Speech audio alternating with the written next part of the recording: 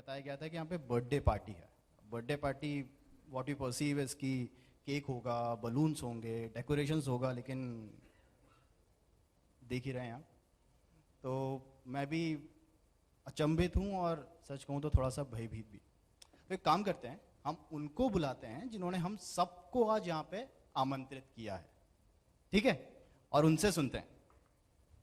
प्यारा लगा प्रोमो, और जैसे मैंने इनको सबसे स्टार्टिंग में कहा, मैं खुद भी बहुत इंट्रीग था क्योंकि ये सब देख के लग रहा था कि यार ये कैसी बर्थडे पार्टी है। मैंने भी जब आके देखा तो मुझे भी लग रहा था ये कैसे बर्थडे पार्टी। और आपने भी पिछले कुछ दिनों में कुछ एक चीज़ें की जिससे कि हम सब और इंट्रीग्ड और एक्साइट हो गए कि यार ये हो क्या रहा है। तो गौतम, मैं आपसे रिक्वेस्ट करूंगा कि रहस्य से थोड़ा सा पर्दा उठाइए सबके लिए। जी जी बिल्कुल।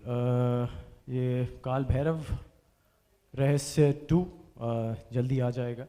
सी बेसिकली ये जो स्टोरी लाइन है हमारी बहुत ही इंटरेस्टिंग है। जब ये मुझे पता चला था कि एग्जैक्टली ये मेरा शो क्यों उठाने का रीज़न था, ये एग्जैक्टली यही रीज़न था कि जो मेरा कैरेक्टर है उसका नाम है वीर। वीर 29 साल का हो गया है, जो आज आप सभी के साथ बनाएगा वो अपना बर्थडे। और 30 साल से पहले उसकी मौत तय है। तो ये जो कैरेक्टर है, जो हमारा ये लास्ट बर्थडे सेलिब्रेशन का भी था, तो बेसिकली ये लास्ट बर्थडे सेलिब्रेशन एज वीर था। ये डायरेक्टली हमारी स्टोरी लाइन से लिंक्ड है। मतलब इसका ऐसा होता है कि कोई होता है ना कि आप जब प्रमोशन करते हैं या स्ट्रैटेजी करते हैं तो आपकी प्रमोशन स्ट्रैटेजी अलग होती है और आपकी स्टोरी लाइन एकदम ही अलग होती है। मगर ये डायरेक्टली एकदम ही साथ में मिली हुई चीज़ थी कि मुझे 1 साल के अंदर बेसिकली ये रहस्य ढूंढना है कि ये एक मैन मेड मिस्ट्री है, मतलब कि ये कोई इंसान कर रहा है या ये काल भैरव भगवान कर रहे हैं। जैसे आपने प्रोमो में देखा होगा कि श्राप मिला हुआ है खानदान पर। मैं उसका आखिरी वंशज हूँ। मैं अच्छी नहीं लगी मेरी बात? अच्छी लगी, चलो थैंक यू। तो मैं उसका आखिरी इंसान हूँ जिसे उसके पास 1 साल है। अगर उसने 1 साल में वो मिस्ट्री सॉल्व कर दी तो वो बच जाएगा, नहीं तो समझ गए आप। क्या बात है। मेरे को एक चीज़ आपसे पूछनी है। जी जी बिल्कुल। जिस चीज़ के लिए मैं बर्थडे पार्टी में आया था जी, बर्थडे मतलब केक, जी तो केक वगैरह है कि? बिल्कुल है जी, केक तो ले आओ यार। I am very sure special cake होगा। हाँ यार, तो मतलब कमाल है। मैं तो मतलब बहुत अभी उत्सुक 1 साल देखने के बचा है, 1 साल बचा, बर्थडे सेलिब्रेशन है तो सेलिब्रेट करेंगे। सेलिब्रेट तो करेंगे साथ में मिलकर केक काटेंगे please. Cake is coming, cake is coming, it takes time भाई, take time, cake is something coming. Different. तो गौतम, थोड़ा सा उस बारे में बताइए। जी जी आपने जो कहा अभी कि मार्केटिंग स्ट्रैटेजी और स्टोरी लाइन का सेम है, जी जी। तो आपने कुछ बहुत ही इंट्रिगिंग किया था पिछले कुछ दिनों में। हाँ, so what was that all about? और जब मेरे पास ये चैनल के थ्रू आया था आइडिया कि we have to we want to kind of promote it in a way. See, right now any show, any film that you have to break through the clutter, कि आपको कुछ एक strategy अलग plan करनी है कि कुछ एक नज़र में आए, कुछ इंटरेस्टिंग हो, इंट्रीग हो। और हमारा शो जैसा मिस्ट्री और थ्रिलर है तो हमें बेसिकली उसके साथ क्यूरियोसिटी क्रिएट करनी थी और इंट्रीग क्रिएट करना था। तो उस तरीके से वो स्ट्रैटेजी प्लान की थी। बट ऑनेस्टली जब थोड़ी थोड़ी चीज़ें आगे बढ़ी, हमें ये भी था कि हमें किसी के सेंसिबिलिटीज़ और किसी के इमोशंस के साथ नहीं खेलना। इसलिए मैंने लास्ट बर्थडे सेलिब्रेशन बोला था, कभी भी लास्ट बर्थडे नहीं बोला था। और जो मेरा पूरा इंस्टाग्राम लाइव चैट था वो पूरा हंसते हुए गया था। और दूसरा, मेरा बर्थडे अगस्त में आता, किसी ने वो नोटिस ही नहीं किया। वो जो एडमायरर्स, जो दोस्त यार थे, उन्होंने भी नहीं किया। तो वो थोड़ी जो वेव चल गई वो हमारी हेल्थ की तरफ चली गई। तो जो हमारा ये था कि जो बेसिकली अगर हमसे पूछें आप, तो हमारी जो स्ट्रैटेजी थी वो थी हमें क्यूरियोसिटी क्रिएट करना है, इंट्रीग क्रिएट करना है। फिर लोग सवाल पूछें कि ऐसा क्यों बोला, ऐसा क्यों बोला। मगर जब एक तरफ वेव जा रही थी तो it was a collective decision by the channel and by me that we have to come out and clear that health का कुछ नहीं है भाई। तो हमें वैसी स्ट्रैटेजी नहीं खेलनी थी। अगर वैसा कुछ खेलना होता तो ये उसी डायरेक्शन में जा रहा था और हम जाने देते, मगर हमने पहले उसे क्लियर कर दिया। इंट्रिग बहुत अच्छा बना था वो, जितने हाँ, भी टाइम के लिए बना था। वो थोड़ा टेंशन जब सबके देखे रिएक्शन तो मुझे भी थोड़ा हो गया। तो इसलिए that particular moment only we cleared it out.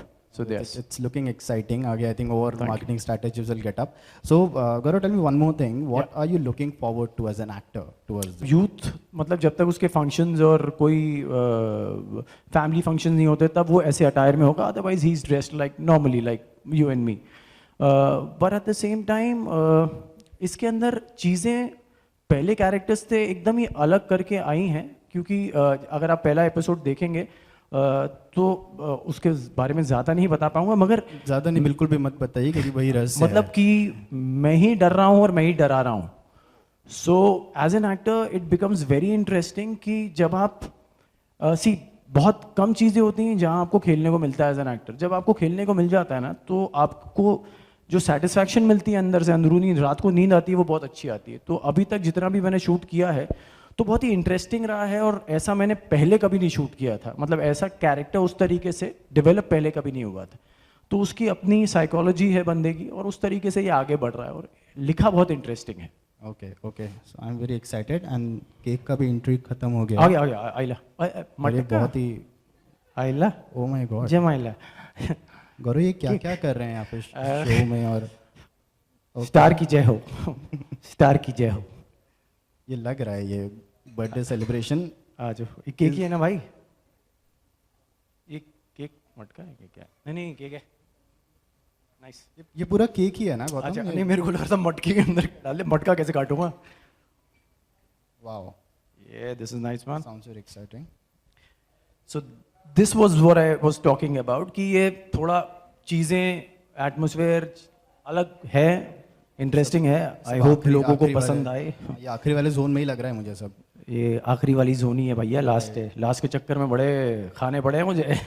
So Gautam, on that note, all the very best to you. Thank you ma'am. And guys, आपके सामने प्रोमो भी आया. We hope for a very great show Gautam from your end. And let's cut the cake now. आइला चाकू.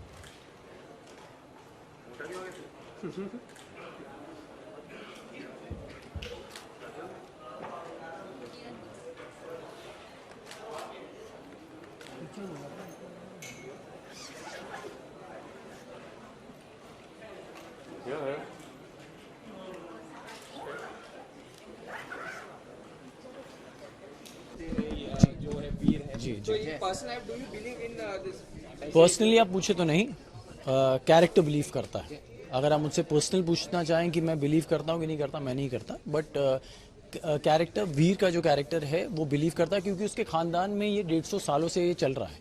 तो 150 सालों में जो उसके great great great great grand father थे, उन्होंने कुछ गलत किया था एक महिला के साथ काल भैरव के मंदिर में. तो वहाँ से जो श्राप मिला है इनको, तो उसके पूरे खानदान में चलते आया है तब से, कि 30 साल से ऊपर इसके खानदान में कोई, मतलब जो मेरे खानदान में कोई भी जी नहीं पाया आज तक. ना मेरे पिताजी, ना मेरे दादाजी, ना उन परदादाजी, कोई नहीं जी पाया. तो बेसिक अब आखिरी वंशज मैं बचा हूँ, और मैं 29 साल का ये हो गया आज के दिन में, जो आप सभी के साथ मैंने बनाया है. और मेरे पास 1 साल है ये सॉल्व करने के लिए, कि क्योंकि बीच बीच में ऐसी भी चीज़ें होंगी, तो ये बहुत इंटरेस्टिंग स्टोरी लाइन इसलिए बन जाती है कि हम मिस्ट्री थ्रिलर तो बहुत देखते हैं, मगर उसके अंदर हम ये देखते हैं कि 4 लोगों पे शक जाता है, 1 2 3 4, मगर इसमें 4 लोगों के साथ ऊपर वाला भी है. तो अब ये डिवाइन इंटरवेंशन है कि भगवान जी कर रहे हैं, काल भैरव भगवान कर रहे हैं, या कोई इंसान उनके नाम पे कर रहा है, यही कहानी है। जी एक साल में सिर्फ 2 बार बर्थडे मनाया जाता है, तो यार मेरे को यार पहली बार किसी ने ये सवाल पूछा, मतलब को मैं इतना तड़ा पर आता, मैंने कहा यार कोई तो पूछ लो कि भाई अगस्त में बर्थडे, कोई तो समझ लो कि बर्थडे और सेलिब्रेशन बोल रहा हूँ यार, लास्ट बर्थडे नहीं बोल रहा। किसी को समझ नहीं आई, मतलब लास्ट बर्थडे पे जो चल गए, मैंने कहा लास्ट बर्थडे सेलिब्रेशन पे स्ट्रेस डालना पड़ा मेरे को। तो मजा आ रहा है या टेंशन हो रहा है? नहीं अब तो मजा आ रहा है, क्योंकि सब अब बाहर आ चुका है और ये वीर का बर्थडे है। बट मेरा बर्थडे अगस्त में होता है यार, 14 अगस्त को, सबको पता है, मतलब जितने भी मेरे एडमायरर्स हैं खासकर उनको तो पता ही है। तो यस, गिफ्ट तो आप दे रहे हैं, गिफ्ट आज मैं दे रहा हूँ, आप सबको बुला रहा हूँ, केक खिला रहा हूँ, कमाल कर रही हैं, ऐसा थोड़ी है। हाँ जी, सी ऑनेस्टली नहीं ऐसा कुछ नहीं हुआ। ये बेसिकली ऐसा कुछ इसमें prepare to be very honest करने वाला नहीं था। स्टोरी लाइन अपने में इतनी इंटरेस्टिंग है ये कि स्टोरी लाइन ही इतनी डिफरेंट है कि वो जो कैरेक्टर है वो स्टोरी से ही बाहर निकल के आ जाता है। तो मुझे एज एन एक्टर इतनी मेहनत नहीं करनी पड़ी, क्योंकि स्टोरी इतनी अच्छी तरह लिखी गई है कि मेरा कैरेक्टर उसी के अंदर, अगर मैं उसको अच्छी तरह as a sensible actor follow करूं तो मेरा कैरेक्टर अपने आप डिफरेंट हो जाता है, जो मेरे हिसाब से हुआ है। बाकी तो फिर आप लोग देख के बताएंगे। और रोमांस करते हुए देखने वाले हैं या नहीं? हाँ बिल्कुल, कमाल कर रहे हैं, ऐसा थोड़ी होता है। अभी शादी हुई है तो क्या बात है, रोमांस तो करूंगा। गौतम, दूसरा सीजन है तो पहले सीजन के मुकाबले ये काफ़ी प्रेशराइज हो जाता है एक्टर के लिए कि काफ़ी ज़्यादा अच्छा हो, लोगों को पसंद आए, तो ऐसा? यार देखिए ऑनेस्टली बताऊं, पहला सीजन मैंने नहीं देखा, तो मैं दूसरे लोगों की तरह नहीं बोलूंगा कि मैंने पहला फॉलो किया और मैंने पहला नहीं देखा, मगर पहले की तारीफ बहुत सुनी है। पहला बहुत अच्छा चला है चैनल के लिए, नंबर 1 रेटेड TRP लाया था चैनल के लिए। तो डेफिनेटली दूसरे से भी उम्मीद की जाती है जब पहला चल जाता है कि दूसरा भी चले। अब चाहते तो सब यही है, मैं भी यही चाहता हूँ। अब बाकी तो भाई ऑडियंसेस के हाथ में है, सब मेरे हाथ में नहीं है, मैं तो मेहनत करूंगा बस। ओके सर, पास्ट में आप जो भी सीरियल कर चुके हैं अभी तक डिफरेंट कैरेक्टर रहा है और you are also known as a versatile actor of Bollywood. So क्या ये इसमें ऐसे कैरेक्टर क्या था ये कैरेक्टर में जो आपने हामी भरी? सबसे पहले मैंने स्टोरी के लिए हामी भरी। स्टोरी इतनी इंटरेस्टिंग है अपने आप में, इतनी मतलब अच्छी तरह मिस्ट्री थ्रिलर जैसे मैंने अभी कहा कि बहुत आती हैं, मगर जब आपको वहाँ पे आ जाता है कि ये डिवाइन इंटरवेंशन है कि कोई आदमी कर रहा है। पहले तो होता है ना कि आपकी मिस्ट्री थ्रिलर सस्पेंस, यार ये 4 किरदार हैं फिल्म के अंदर या टीवी के अंदर, ये 4 में से होंगे, आप 1 2 3 4 बार बार शिफ्ट होता है ब्लेम, ये कर रहा है, ये कर रहा है, ये कर रही है, वो कर रहा है। अब यहाँ पे ये तो हैं ही, साथ में भगवान जी भी हैं।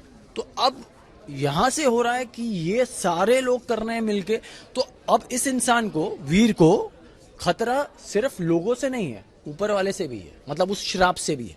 तो अब यहाँ पे इसको ये सॉल्व करनी है मिस्ट्री। 1 साल बचा है कि यार इनमें से कोई है कि डिवाइन इंटरवेंशन है। डिवाइन इंटरवेंशन है तो ये रोक नहीं सकता, इनमें से कोई है तो रोक सकता है। तो ऐसी सर्कमस्टांसेस उसकी होंगी शो में, वीर के साथ ऐसे एपिसोड्स में आएगा कि कहीं कहीं जब उसे लगेगा नहीं यार ये तो भगवान नहीं है, ये तो कोई इंसान है, फिर सडनली कुछ ऐसा होगा नहीं यार ये इंसान तो कर ही नहीं सकता, ये तो भगवान कर रहा है।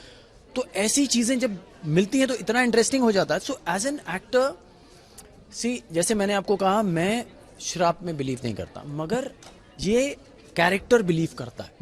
तो इसके दिमाग में जो मनोस्थिति होगी इस इंसान की, वो इतना कंफ्यूजिंग हो जाएगा उसके लिए कि यार कर कौन रहा है, कोई घरवाला कर रहा है, कोई दूसरा दुश्मन कर रहा है, कोई बाहर से कोई इंसान आके वो कर रहा है, कि भगवान कर रहा है। तो वो कैरेक्टर ही अपने आप में इतना इंटरेस्टिंग बन जाता है क्योंकि सिचुएशंस इंटरेस्टिंग है, तो वो अपने आप निखर के बाहर आ जाता है। Do you think nowadays what is happening in the Bollywood industry, it is also there in the like television? I'm talking about #MeToo. अच्छा, मीटू जी ऑनेस्टली जितना भी बाहर सुना है, जितना भी बाहर हो रहा है जो me too campaign, I totally supported. मैं बिल्कुल उसमें हामी भरता हूँ, क्योंकि जो भी उसमें कोई टाइमलाइन नहीं होनी चाहिए अकॉर्डिंग टू मी, कि आपके साथ 10 साल पहले कुछ हुआ या कोई किसी ने बदतमीजी की या कुछ भी आपके साथ हुआ तो आप 10 साल के बाद नहीं आ सकते। बिल्कुल आ सकते हैं आप बाहर, मगर एट द सेम टाइम सिर्फ मेरा एक ही मानना है कि दोनों चीज़ें साथ में फॉलो होनी चाहिए। आप बाहर भी आइए, आप उनका नाम भी लीजिए, आप सोशल मीडिया जाइए, न्यूज़ चैनल जाइए, मगर एट द सेम टाइम एक लॉ को भी फॉलो कर लीजिए, एक NC या FIR साथ में करवा लीजिए। तो वो प्रूफ बन जाता है कि आप सच में उस इंसान, मतलब कि ऐसा ना हो कि आप ये कर रहे हैं, दूसरा इंसान आप पे दूसरा काउंटर कर रहा है। तो अगर जिसके साथ भी हुआ है, I am totally with them, but at the same time मेरे हिसाब से अगर आप पूछना चाहे तो दोनों साथ में फॉलो होना चाहिए। आप ये भी कीजिए और साथ में वो भी कीजिए। But do you think it's fair to point out the big celebrity, big legend like Amitabh Bachchan, and without any proof, pointing someone which is like known Bollywood legend and all? जी, मैं सिर्फ अपने बारे में honestly मैं प्रक्रिया रख सकता हूँ कि मैं क्या सोचता हूँ इन चीज़ों के बारे में।